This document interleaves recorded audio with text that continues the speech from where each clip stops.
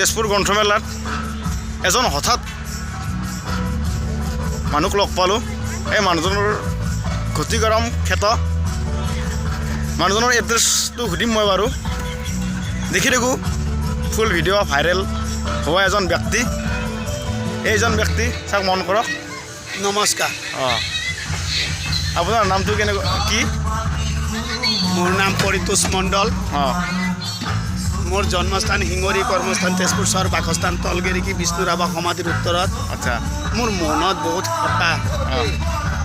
অঁ, অৰূপ, আপোনাৰ মানে আজি গ্ৰন্থমেলা অঁ, আমাৰ ভাই বন্ধুসকলে পাতিছে, আচ্ছা।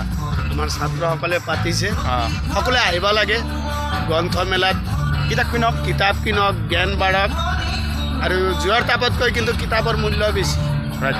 সূৰ্য চন্দ্ৰ থাকিব, কিন্তু হয়। কিতাপ এজন প্ৰকৃতি পুৰুষ জন্ম হ'ব, গ্ৰন্থ লিখি যাব। সেই গ্ৰন্থ আৱিষ্কাৰ যে কৰিছে ইমান খৰচ কৰি, সেই গ্ৰন্থ যদি শিক্ষক মানুহে, জ্ঞানী মানুহে নলয়, তেনেহ'লে পোহৰ ক'ত পৰা পাব?